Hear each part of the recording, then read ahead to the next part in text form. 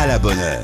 Éric Dussard met la télé sur écoute. Alors Éric, vous avez suivi cette journée électorale devant la télé. Oui, alors je suis pas le seul, hein. Vous avez vu les scores d'audience, ça fait 12 millions et demi de personnes qui ont regardé hier soir entre TF1, France 2 et BFM TV qui avait 1 million de téléspectateurs hier soir.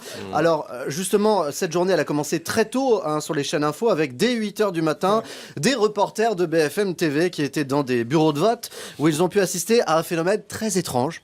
Apparemment parmi les premiers électeurs il y avait des contorsionnistes. Oui, des gens qui entraient et sortaient non pas des isoloirs mais des urnes. Alors que je vois les tout premiers électeurs arriver, regardez, ça se passe de ce côté, ils sont en train de récupérer leur bulletin, une dame est en train de rentrer dans l'urne, Eh bien oui, on s'est levé tôt, il y avait déjà une poignée d'électeurs qui patientaient devant la porte de la mairie avant l'ouverture et vous les voyez, ils sont présents. Voilà monsieur qui sort de l'urne. Ah bah oui, tu m'étonnes, il n'en pouvait plus le pauvre là dans cette boîte. C'est ça en fait les sondages sortis des urnes, c'est qu'on va sortir des gens des urnes et on leur demande pour qui ils ont voté. Ça va bien avec le livre de Pierre Bénichou qui finalement rend hommage à des gens qui sont restés dans l'urne. Bah c'est ça, oui parce que les seules personnes qu'on met dans les urnes c'est quand elles vont pas très bien, on le rappelle, on met pas dans des urnes électorales. Bon alors sinon, une autre reporter de BFM TV a elle pu rencontrer quelqu'un qui à mon avis s'appelle Jean-Michel Premier Degré. C'est un type qui en fait prend toutes les expressions, mais alors au pied de la lettre. Il y a eu en tout cas beaucoup de monde ce matin, des électeurs assez mobilisés, des électeurs sportifs, on en a vu arriver en petite foulée au milieu de leur jogging, aussi des électeurs en tenue de cyclistes qui sont venus voter en vélo. Et puis petite anecdote, petite originalité, on a vu un électeur qui venait ici en marche arrière, on lui a demandé pourquoi il venait comme ça en marchant en arrière, il nous a expliqué qu'il venait tout simplement voter à reculons. Voilà, merci Jean-Michel Premier Degré. C'est drôle. Donc, vous noterez la naissance d'un nouveau parti en marche arrière. C'est de la pâte à physique. Lui, s'il te dit je mettrai la main à couper, faut se méfier. C'est qu'a priori, il va peut-être sortir une tronçonneuse et se l'attaquer directement. Alors, d'autres, évidemment, ont été très heureux, au contraire de l'élection d'Emmanuel Macron. On a par exemple cette dame qui a été interviewée hier soir au Louvre par BFM TV. Qu'est-ce que vous avez ressenti à 20h quand vous avez vu ce résultat et le visage d'Emmanuel Macron? Qu'est-ce que vous... La joie. Et quand on devait annoncer le résultat, j'ai dit je m'en vais faire pipi.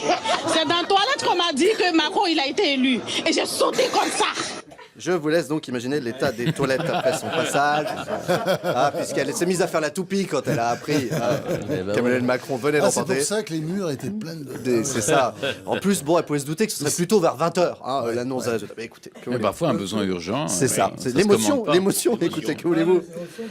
C'est la joie. Toutes les chaînes étaient donc sur le pont pour nous faire vivre en direct absolument tout lors de cette journée et de cette soirée. Et même l'arrivée de Brigitte Macron au QG d'En Marche dans le 15e arrondissement. D'ailleurs, je crois que Jérôme Jaffré, expert politique qui était interviewé sur LCI, n'a pas été particulièrement ravi qu'on lui coupe la parole pour montrer ça. Ce que l'on peut savoir, si vous voulez, c'est que la campagne de Marine Le Pen pour l'entre-deux tours, elle a très bien commencé. La première semaine a très bien marché. On vient de voir Brigitte Macron entrer au QG d'Emmanuel Macron, pardonnez-moi Jérôme. Je vous en prie. C'est effectivement un événement important. L'image de la soirée. Autant que son analyse. Il était un petit peu énervé. Il m'avait l'air un peu énervé, Jérôme Jaffré, quand même. Mais il y a eu largement pire. Il y a eu Pierre Grange sur TF1. Vous connaissez Pierre Grange? C'est l'homme à la moto. C'est le reporter de TF1 qui a suivi pendant une partie de la soirée, du moins pendant ses déplacements, donc Emmanuel Macron à travers Paris. Et alors Pierre Grange, il avait l'air lui aussi un peu énervé lors du direct. Pierre Grange, peut-être nous entendez-vous malgré votre casque. Vous êtes sur une moto devant ce qu'était il y a quelques secondes encore le quartier général d'En Marche. Est-ce que vous nous voyez? Est-ce que vous nous entendez, Pierre? Ça me fait chier ce truc. Pierre n'est pas content. Oui, on avait bien compris. C'est dit que ça le fait chier, c'est qu'a priori, il n'est pas content. Mais alors, il y en a un autre qui n'a pas dû être content du tout. C'est notre nouveau président. Vous avez tous vu naturellement vers 21h son intervention, la première intervention depuis son QG. Eh bien, sachez que les Anglais en ont vu beaucoup plus que nous, puisque la chaîne Sky News a diffusé en direct les secondes qui ont précédé sa prise de parole. C'est-à-dire un moment où Emmanuel Macron se croit encore hors antenne, et on le voit donc vérifier le texte de son prompteur. Tout ça est passé en direct sur Sky News. President-elect Macron. Déroule le prompteur rapidement, 2 secondes. On peut remettre un peu de son? Attends. Alors, continue, je fais le test. Continue. Continue. Attends, remonte un peu 2 secondes. Là, si je passe en ce moment sur toutes les chaînes en disant ça, J'avais l'air intelligent, vous n'avez pas ouvert les caméras. Nous, on l'a ouvert. C'est drôle, il y a de l'humour. Nous, on a ouvert, viennent de lui dire les techniciens, on a ouvert les micros, et là, son regard a changé. Là, on a lu une certaine angoisse. à la télé, hein. Ah oui, exactement. Alors, les chaînes françaises, on a vu juste quelques bribes de ce passage-là, parce que très vite, sur les caméras françaises, des mains ont masqué l'objectif pour qu'on ne puisse pas voir la suite. Et les Anglais, eux, ouais, on voit juste se faire maquiller, après ils mettent la main. Mais les Anglais ont tout diffusé, ils étaient contents. Il est temps en tout cas que cette campagne s'achève. Oui, parce que tout le monde était au bout du rouleau et racontait absolument n'importe N'importe quoi. quoi. Oui. Ah bon À commencer par ce journaliste de l'Express sur BFM TV, il s'appelle Alexis Lacroix. Alexis Lacroix, il a voulu illustrer le déplacement de Marine Le Pen à Reims, vous savez, vendredi, par une fable de La Fontaine. Donc, il a voulu citer une fable de La Fontaine, en l'occurrence, Perrette et le pot au lait. Il y a quoi dans le confrontiste? Au minimum un malaise, voire un doute ce soir? Oui, en tout cas, si vous voulez, ils étaient un peu comme Perrette et le pot-au-feu. Là, ils étaient un peu comme Perrette et le pot-au-feu. Là, ils se voyaient. Le pot-au-lait, le pot-au-feu. Le pot-au-lait. Oui, ben non, un pot-au-feu parce qu'elle avait une grosse dalle. Donc elle a remplacé le pot-au-lait par une espèce de cocotte minute avec du pot-au-feu sur la tête. Et elle s'est dit, dès que c'est cuit, je mange un peu d'os à moelle. C'est pratique. Le coffre de toit, le pot-au-feu dedans, bam.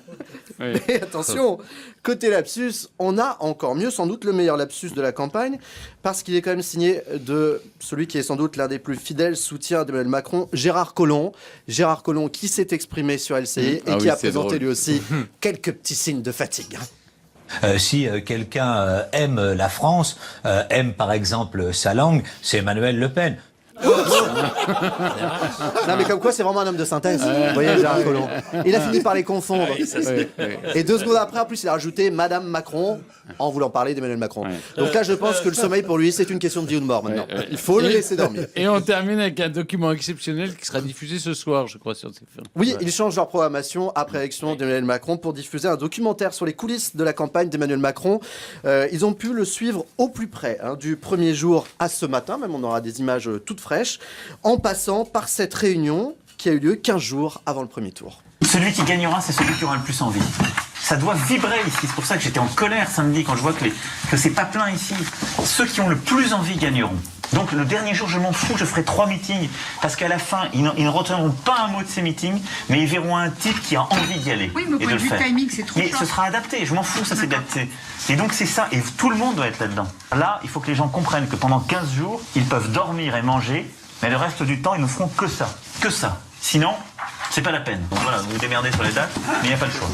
Je m'en fous, vous vous démerdez, on est loin de la poudre de perlimpinpin, hein, donc ça nous promet des moments croustillants. Ce sera à 21h sur TF1 et France 3 aussi un documentaire, je crois, ce soir. Il a laissé filer, Ah bah tout a pu être filmé, hein. Pendant 200 jours, ils ont pu le suivre, donc je pense qu'on aura des moments intéressants. Eh bien, merci beaucoup Éric Dussart, on va retrouver Franz-Olivier Gisbert dans un instant.